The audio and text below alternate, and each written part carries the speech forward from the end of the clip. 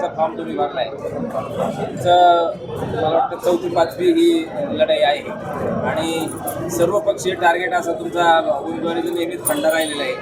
याही वेळी तसंच आहे. काय तुमच्या गटामध्ये काय हालचाली राजकारणी आणि तुम्ही 4 या ठिकाणी काढल्यात तरीही तुम्हाला विरोध होतोय, नेमकं काय?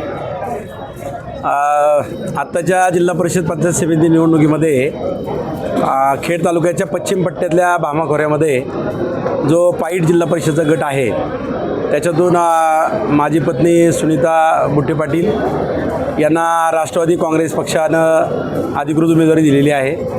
आंबेठाण पंचायत समिती गणातून श्रद्धाताई दत्तात्रय मांडेकर यांना पक्षाने उमेदवारी दिली आहे आणि पाईट गणातून पल्लवीताई जयसिंगराव दरेकर यांना पक्षाने उमेदवारी दिलेली आहे. आमच्या राष्ट्रवादी काँग्रेस पक्षाच्या माध्यमातून तीनही उमेदवारांचे अर्ज आम्ही आता या ठिकाणी दाखल केलेले आहेत.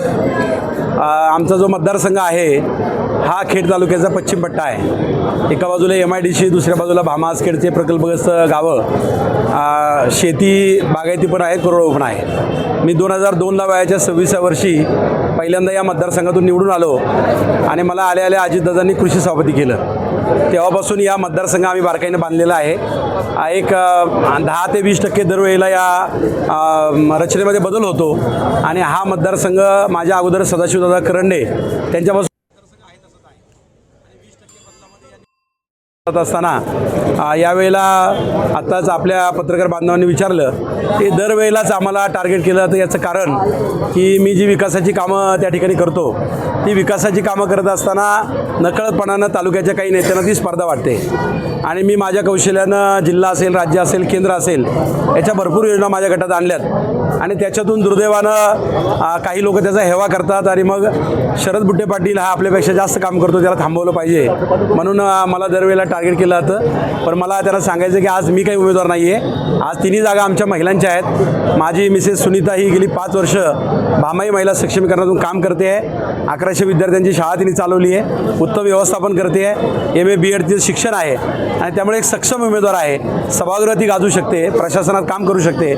त्याच पद्धतीनं श्रद्धाताई मांडेकर या देखील आमचे स्मार्ट विलेज आंबेठाणचे सरपंच दत्ता मांडेकर, त्यांचे वडील बबनराव मांडेकर हे ग्रुप ग्रामपंचायतीचे सरपंच होते आणि त्यांना देखील सामाजिक कार्याचा वसा आहे. त्यांचं बालपण देखील मतदारसंघात माहेरीच त्या ठिकाणी गेले रोकलला आणि माझ्या मिसेसचं माहेर देखील पिंपरी बुद्रुक आहे. त्यामुळे दोघींची माहेरं देखील मतदारसंघात आहे. सासरला राजकीय पार्श्वभूमी आहे आणि आमच्या तिसऱ्या उमेदवार पल्लवीताई जयसिंग दरेकर या देखील एक मोठी शाळा चालवतात.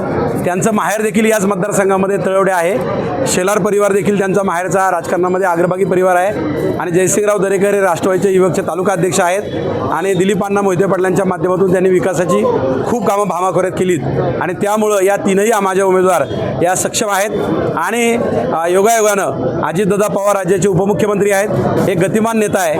आत्तापर्यंतची सगळी जिल्हा परिषद ही त्यांच्या ताब्यात राहिलेली आहे. यावेळी देखील 73 जिल्हा परिषद सदस्यांपैकी 50पेक्षा अधिक सदस्य हे अजितदादांच्या नेतृत्वाखाली राष्ट्रवादी काँग्रेसचे निवडून येणार आहेत आणि त्यामुळं निश्चितपणानं आम्ही या तिन्ही आमच्या महिला भगिनी ज्या आहेत त्या आमच्या सदस्य म्हणून सत्तेमध्ये जातील आणि आमची जी विकासाची कामं मोठी राहिलेली आहेत. राज्य सरकारकडनं या तालुक्याला अर्थसंकल्पामध्ये पैसे मिळाले नाहीत, खड्डे देखील भरले नाहीत, साखो पूल नाहीत, पुलाची कामं नाहीत, रस्त्याची नाहीत आणि आम्ही अजितदादांना विनंती केली.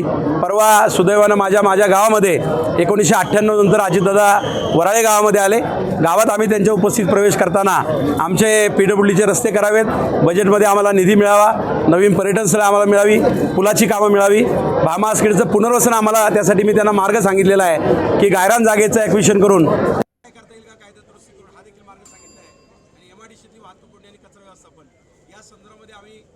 बोललेलो आहे आणि त्यामुळं ते आमच्या पाठीशी राहिल्यामुळे निश्चितपणे उद्याच्या काळामध्ये भामाखोऱ्याचं चित्र जे आज आम्ही 80-90% बदललेलं आहे ते 100% आम्ही बदलू आणि विकासामधला आमचा जिल्हा परिषदेचा मतदारसंघ हा जिल्ह्यामध्ये अग्रभागी राहील हा आमचा प्रयत्न आहे. पक्ष सोडला, भाजपमध्ये देखील तुमचं चांगलं काम राहिलं, तुम्ही सदस्य पण राहिला आणि आता महायुतीतला घटक पक्ष असलेला आणि जो सत्तेत प्रमुख असलेला भाजप पक्ष सोडून तुम्ही पुन्हा महायुतीतल्या राष्ट्रवादीमध्ये जात आहे. नाही, मी राष्ट्रवादीमध्ये येतो म्हणजे माझ्या स्वगृही परत येतो आहे, आमच्या कुटुंबात परत येतो आहे. राष्ट्रवादीच्या स्थापनेपासून मी काम सुरू केलं. युवक अध्यक्ष मी स्थापनेला 99ला होतो. मला अजितदादांनी वयाच्या 26 वर्षी तिकीट दिलं, कृषी सभापती केलं, गटनेता केलं. मी मध्यंतरी पदवीधरची संधी न मिळाल्यामुळे विधान परिषदेची मी भाजपमध्ये गेलो, तिथं पण चांगलं काम केलं. मला त्यांनी जिल्हाध्यक्ष केलं. त्याही नेत्यांचे मी आभार मानलेत. कुठेही कटुता ठेवली नाही, त्यांच्या कोणावर मी टीका केली नाही, कारण मी सकारात्मक राजकारण करणारा कार्यकर्ता आहे. मोठ्या नेत्यांवर टीका करून आपलं महत्त्व वाढावं याची मला कधी गरज वाटली नाही, कारण माझं विकास कामातून नाव आहे आणि त्यामुळं मी पुन्हा घरवापसी केली, आमच्या कुटुंबात आलो आहे. अजितदादांचे माझे संबंध कायम सलोख्याचे राहिलेत आणि दिलीप अण्णा मोहिते पाटील यांचा आणि माझा जरी काही काळ संघर्ष झाला असला तरी विकासाच्या मुद्द्यावर आम्ही कायम दोघं एक आहोत. ते देखील विकास कामं करणार आहे, मी देखील विकास कामं करणार आहे आणि आम्ही दोघांच्या कामात कधी अडथळे आणले नाहीत आणि त्यांनी देखील विधानसभा निवडणुकीमध्ये मी त्यांना साथ दिली आणि त्याच्यामुळं त्यांनी त्याच्या संदर्भामध्ये पक्षात माझं स्वागत केलेलं आहे. तेही माझ्याबरोबर आहेत, आमची राष्ट्रवादीची सगळी टीम माझ्याबरोबर आहे आणि लोकसभेला विधानसभेला आम्ही सगळ्यांनी एकत्र प्रचार केला आहे. त्यामुळं सगळ्या कार्यकर्त्यांचं आमचे नातेसंबंध मैत्रीचे संबंध असल्यामुळं त्या ठिकाणी आम्ही एकत्रितपणाने या निवडणुकीला सामोरं जाऊ. हे मात्र विद्यमान आमदारांची बहीण आणि सुनबाई तुमच्या विरोधात होती आहे. कुठे पाटलांना घेरण्याचा हा प्रयत्न आहे का? बहिणीला सुनबाईला तुमच्या समोर आता त्यांचं उद्दिष्ट काय मला माहीत नाही, परंतु यापूर्वीच्या आमदार स्वर्गीय नारायणरावजी पवार, दिलीप शेठ मोहिते पाटील, सुरेशभाऊ गोरे, नारायणराव पवार आणि दिलीप अण्णांबरोबर मी स्वतः काम केलं. सुरेशभाऊ मी सभागृहात बरोबर होतो, परंतु त्यांनी त्यांच्या आमदारकीच्या काळामध्ये कधी असा बाहेरचा उमेदवार किंवा स्वतःच्या घरातला उमेदवार हा आमच्या पश्चिम पट्ट्यावर कधी लादला नाही. आता आपण बघतोय की विद्यमान आमदारांनी त्यांच्या भगिनीला माझ्याकडं तयारी करायला लावली. आता तुमच्याकडनंच बातमी आली की सुनबाईचा पण फॉर्म भरतायत. म्हणजे फक्त कुटुंब आणि कुटुंब, शेवटी जो तालुक्याचा आमदार असतो त्यांनी सगळ्या कार्यकर्त्यांचा विचार करायचा असतो. आमच्या मतदारसंघातला एखादा शिवसेनेचा कार्यकर्ता प्रामाणिक वर्षानुवर्षे काम करणार आहे, त्याला संधी दिली असती, त्याच्या मागे ताकद दिली असती, त्याला विकास कामातून शक्ती दिली असती वर्षभरात आणि एखादा कार्यकर्ता मोठा केला असता तर त्यांना त्याच्या तालुक्यात फायदा झाला असता. आज ज्यावेळी तुम्ही तुमच्या कुटुंबासाठी घेताय त्याचे दुष्परिणाम तुम्हाला तालुक्यामध्ये भोगावे लागणार आहेत. लोकांना हे आवडलेलं नाही. कोणत्याही राजकीय पक्षाच्या जाणकारांना विचारा, ही जी त्यांनी आज पाऊल उचललेलं आहे हे कोणत्याही नेत्याला आज पसंत पडलेलं नाही. त्यामुळे त्यांनी घेण्याचा काही प्रश्न नाही. आम्ही विकास कामावरती निवडणूक लढतोय, ते पैशावर निवडणूक लढतायत. धनशक्ती विरुद्ध जनशक्ती ही निवडणूक आहे आणि मला खात्री आहे की जनशक्ती 100% आमच्या भागातून जिंकेल. भाऊ, कारण नसताना मतदारसंघ थोड्याफार प्रमाणात असंवेदनशील केला जातो. नाही, आता मला सांगा, मतदारसंघातला कार्यकर्ता मतदारसंघात प्रचाराला फिरला तर काही हरकत नाही. आता सगळे आमच्याकडं विद्यमान आमदारांनी तालुक्यातून लोक पाठवले. दुर्दैवानं परवा काही पोलीस पाटील देखील प्रचाराला आले होते. मी त्याचे CCTV फुटेज देखील ठेवलेले आहेत. मी प्रांतांनाही बोललो की बाहेरचे लोक इथे येत आहेत, प्रचार करत आहेत, बाहेरच्या नंबर प्लेटच्या गाड्या येऊन रात्रीच्या आमच्याकडे फिरत आहेत, धनदांडगे लोक या ठिकाणी येत आहेत.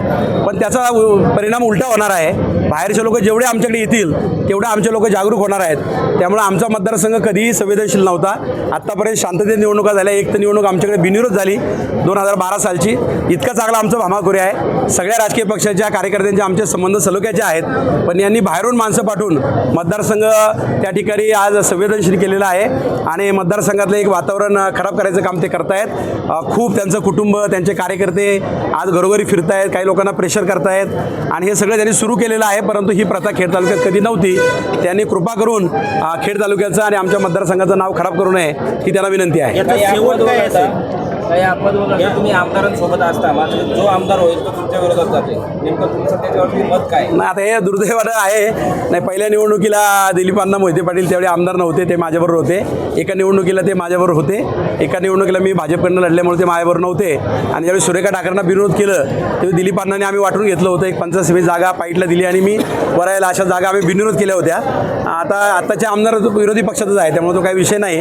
आणि मी दिलीप शेठ मोहिते पाटील आमचे महायुतीचे उमेदवार होते, त्यांचं काम केलेलं आहे, जाहीरपणाने केलेलं आहे. त्यामुळे आता ते विरोधी पक्षाचे असल्यामुळे त्यांचं ते काम आहे. फक्त ते बाहेरून जे अतिक्रमण करतात तेवढं त्यांनी करायला नव्हतं पाहिजे, बाकी काही हरकत नाही. मतदारसंघात बाहेरची लोक येत आहेत म्हणतात, ह्या सगळ्या जर गोष्टी होत असतील तर मतदार हा भयभीत होईल. याचा शेवट काय होईल?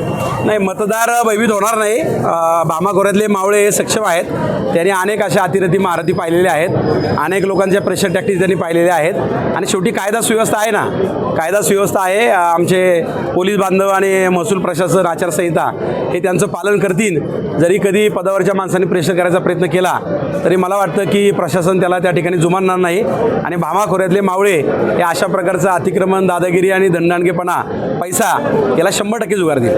तुम्ही पदाधिकारी राहिलात, मात्र त्याच्या अगोदर काही काळ पत्रकारिता सुद्धा केलेली आहे.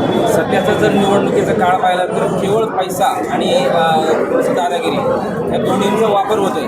लोकशाही जिवंत राहील का, तुम्हाला काय वाटतं? हे खरं अतिशय दुर्दैवाचं आहे. स्वर्गीय यशवंतराव चव्हाण साहेबांनी या ज्या संस्था निर्माण केल्या याची उद्देशिका जर तुम्ही वाचली तर सत्तेचं विकेंद्रीकरण आणि स्थानिक नेतृत्वाला संधी, म्हणजे प्रत्येक झेडपी गटात नेता तयार व्हावा, पंचायत समितीला व्हावा, गावात तयार व्हावा, ही मूळ उद्देशिका आहे या संस्थांची. आता जर बाहेरून लोक येऊन तिथं अतिक्रमण करायला लागले तर त्या ठिकाणी हा उद्देश सफल होत नाही. दुर्दैवाने या निवडणुकीमध्ये कार्यकर्त्यांची संख्या कमी होत चालली आहे आणि त्या ठिकाणी कॉन्ट्रॅक्टर आलेत, गुन्हेगार आलेत, पैशावाले आलेत आणि त्यामुळं कार्यकर्त्यांची संख्या कमी होत चालली. माझ्यासारख्या कार्यकर्त्याला भीती वाटते की भविष्यात कार्यकर्ता शिल्लक राहील की नाही या निवडणुकीमध्ये, कारण या कार्यकर्ता निर्माण करणाऱ्या कार्यशाळा आहेत आणि याच्यातूनच अनेक नेते महाराष्ट्राला, देशाला मिळालेत आणि त्यामुळं कार्यकर्ता घडत यायला पाहिजे. फक्त पैसा आहे आणि मला प्रतिष्ठाच नाही, दशकरीत माझं भाषण होत नाही आणि लग्नात माझा सत्कार होत नाही म्हणून मला झेडपी पंचायत समिती लढायची, हा जो ओघ सुरू झालेला आहे तो अतिशय दुर्दैवी आहे. मीडियाला देखील मला विनंती करायची आहे, अशा प्रकारे या संस्थांवरती चुकीचे लोक जे अतिक्रमण करतायत त्यांना थांबवलं पाहिजे. कार्यकर्ता कोणत्याही पक्षाचा असू द्या, गरीब कुटुंबातला असू द्या, अशा कार्यकर्त्यांना संधी मिळाली पाहिजे. माझ्याबरोबर लढणारे जयसिंगराव असतील किंवा दत्ता मांडेकर असेल, मी आम्ही कार्यकर्ते आहोत. ग्रामपंचायत सरपंच आणि भागात गेली 10-15 वर्ष काम करतोय, त्यामुळे कार्यकर्त्याच्या पाठीमागे लोकांनी उभं राहावं ही माझी जनतेला विनंती आहे. आता मध्यंतरी काही नेते जे आता निवडणुकीमध्ये आहेत ते पक्षात यायचे होते. खरं तर पक्षवाढीला ही संधी होती. एक दमदार काही नेतृत्व असतील तर ते आतमध्ये आली पाहिजे, पक्ष बळकटी वाढणारे, मात्र त्याला पक्षाने विरोध केला आहे. नाही, मला असं वाटत नाही, कारण अंतर्गत काही गोष्टी असल्या तरी जे पुढं येतं ते खरं असतं आणि जे काही लोकांची चर्चा होती ते पवारसाहेबांच्या पक्षामध्ये होते, त्यामुळे त्यांनाही पवारसाहेब आणि अजितदादा हे आज एकत्र आलेले आहेत आणि त्याच्यामुळं त्यांनी दोन्ही नेत्यांशी भेटून त्या ठिकाणी चर्चा विनिमय करायला पाहिजे होता, त्यांच्याशी संवाद साधायला पाहिजे होता, त्याच्यातून काही ठरायला पाहिजे होतं. अन्य काही लोकांची फक्त चर्चा आहे, पक्षात येणार होते. बरेच लोक नामदार अजितदादा पवारांना भेटत असतात कामाच्या निमित्तानं, काही लोक अंतर्गत भेटले पण असतील सांगता येत नाही, परंतु आज तर काही तसं चित्र दिसत नाही आहे. मी आलो तर माझ्याबरोबर माझे सगळे सरपंच चेअरमन आलेत, आमचं स्वागत दिलीप अण्णांनी केले, अजितदांनी केले. आमचे राहुल गावारे आलेले आहेत, भारतीय जनता पार्टीचे युवा मोर्चाचे अध्यक्ष होते, तेही आता तिकडं पंचायत समितीला इच्छुक तेही आलेले, त्यांचंही स्वागत केलेलं आहे. त्यामुळे पक्षवाढीचा प्रयत्न 100% आहे. पण काही लोकांचे व्यक्तिगत मतभेद आहेत आणि त्यांनी पण विधानसभा निवडणुकीमध्ये युतीचा धर्म पाळायला पाहिजे. जर आपण युतीच्या 3 पक्षात आहोत तर तुम्ही युतीच्या उमेदवाराचं काम करायला पाहिजे. तुम्ही जर आघाडीमध्ये होता आघाडीचं काम करायला पाहिजे. युतीमध्ये राहून आघाडीचं काम केलं तर ते व्यक्तिगत वाद होतात. शरद पवारांचा एक नेता जो आता शरद पवार आणि अजित पवार एकत्र आले तर तो नेता तुम्ही नाकारला. आता त्यांचं काय बोलणं आलं मला माहीत नाही, परंतु जर घड्याळ चिन्हावरच सगळे उमेदवार लढायचं ठरलेलं आहे तर मग एकाच माणसाला कोणाला तरी उमेदवारी घड्याळाची मिळणार आहे. त्यामुळे आता जे पहिल्यापासून त्या ठिकाणी घड्याळावर प्रयत्न करत होते किंवा 2-3 महिने ज्यांनी काम केलेलं आहे तर मला वाटतं तेच उमेदवार होतील. अचानकपणानं उमेदवार बदलायचा काही विषय मला आता दिसत नाही आणि या विषयावरती पवारसाहेब आणि दादांचं, सुप्रियांचं एकमत झालेलं आहे. सगळे लोक घड्याळावर लढणार आहेत, त्याच्यामुळे आता काही फार बदल होतील असं मला दिसत नाही. शुभेच्छा. मात्र त्या गटामध्ये जरी तुम्ही आणि तुमचा परिवार सत्तेमध्ये किंवा प्रतिनिधित्व करत असला तरी 4 टर्मच्या नंतर काही अंतर्गत रस्ते असतील, पाण्याचे प्रश्न असतील, काही गावांमध्ये विविध माध्यमातून मग शाळा चांगल्या आहेत तर PSCचा प्रॉब्लेम आहे, आरोग्य व्यवस्था नाही आहे किंवा कचऱ्याची व्यवस्थापनाची सुविधा नाही आहे, तर यावर तुम्हाला काय वाटतं, तुम्ही भविष्यात काय काम करणार आहात? नमस्कार सगळ्यांना.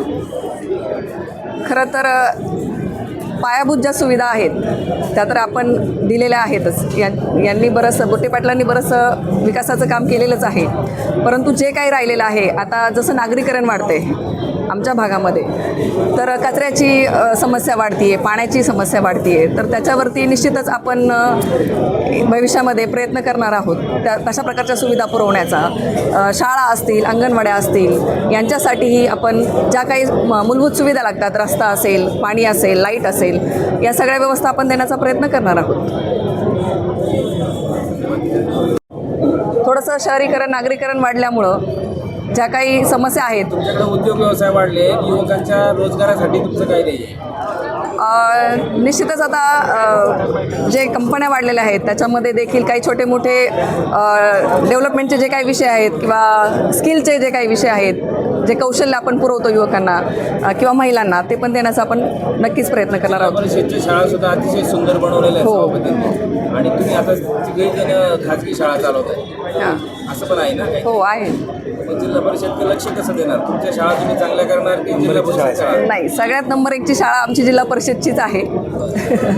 आम्ही आमच्या परीने प्रयत्न करतोच आहोत, कारण आता तिथं ही जागा नाही आहे. मग आम्ही थोडंसं कमी फीमध्ये जे काही कामगार लोक आहेत, आता कामगारांची वर्ग जास्त वाढला आहे, पण इथून मागे शेतकरी वर्ग होता, त्यांनाही कुठेतरी वाटत होतं की बाबा आपली मुलं चांगल्या शाळेमध्ये शिकावीत, म्हणून पालक स्वतःच प्रस्ताव घेऊन आले. जेव्हा आमच्याकडे पोदारसारखी शाळा आली तेव्हाच त्यांनी स्वतः बुटे पाटलांकडे प्रस्ताव मांडला की भाऊ, आपल्याला पण आपली मुलं जर पुढे सक्षम व्हायची असेल, जगाच्या स्पर्धेत जर टिकायची असेल, तर आपण एखादी शाळा चालू करूयात. मग बुटे पाटलांनी त्याला मान्यता दिली आणि माझं शिक्षण तेवढं असल्यामुळं तो कार्यभार माझ्याकडे आला आणि मला नक्कीच वाटतं की मी सक्षमपणे ती पण शाळा चांगली चालवते आणि इथून पुढे भविष्यात मिळालेली जी काही जबाबदारी आहे ती पण सक्षमपणे नक्कीच मी पार पाडेल. तुमच्या विरुद्ध तुमच्या गटामधलं विरोधी पक्षाला उमेदवार मिळाला नाही, बाहेरचा उमेदवार तुमच्या विरुद्ध आहे. ही लढाई तुम्हाला कशी वाटते? खरं तर लढाई जिंकायला तेव्हा मजा येते जेव्हा समोरचा स्पर्धक तेवढा तोलामोलाचा असेल किंवा तो स्वतः गटातला असेल. परंतु आता बाहेरनं उमेदवारी दिली आहेत, उमेदवार केलेत, त्याच्यामुळं मला असं वाटतं की आता स्पर्धा नाहीच आहे, ते एकतर्फीच होणार आहे. आपला विजय निश्चित आहे, आपण विजयीच आहोत. जोरात चालल्यात ना लोक. पण मी जेव्हा महिलांमध्ये जाते किंवा भेटते त्यांना, तर मला असा काही परिणाम झाल्याचा जाणवत नाही आहे. ते स्वतः मला म्हणतात, ताई आम्ही जत्रा करून येतो मग बघू. हो, बऱ्याच जणींचे मला स्वतः कॉल आले, ताई आम्ही चाललोय, तुम्ही काही मनात शंका आणू नका, आम्ही तुमच्याच आहोत.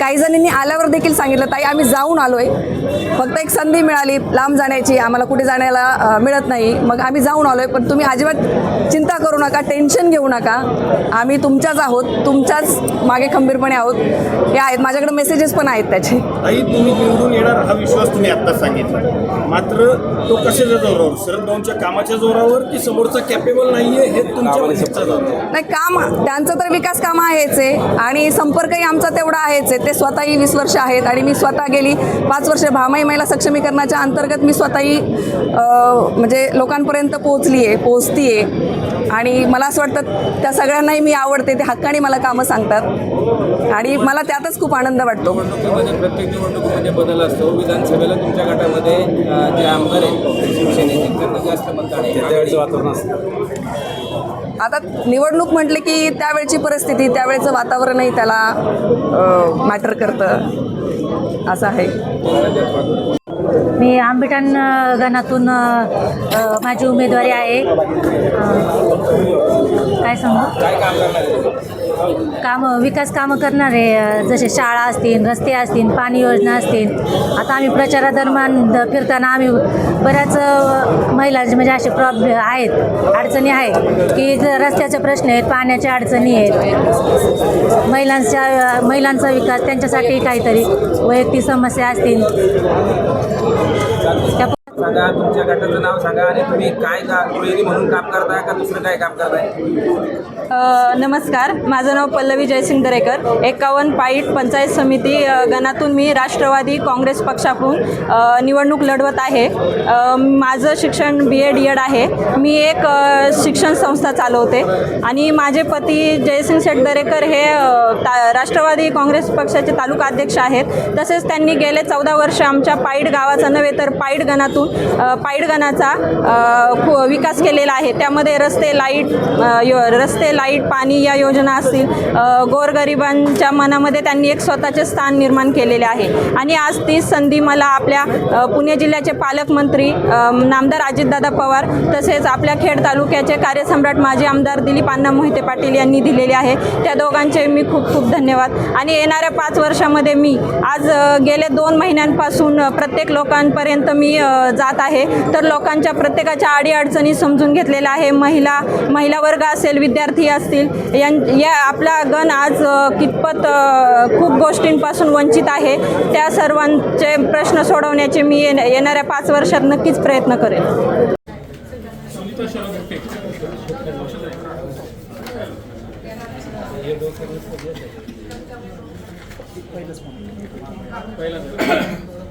पहिलाच फॉर्म आहे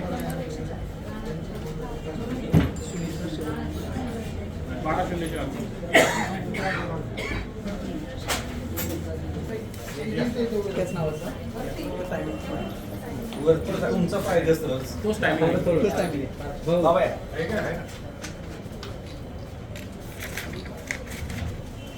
अपक्ष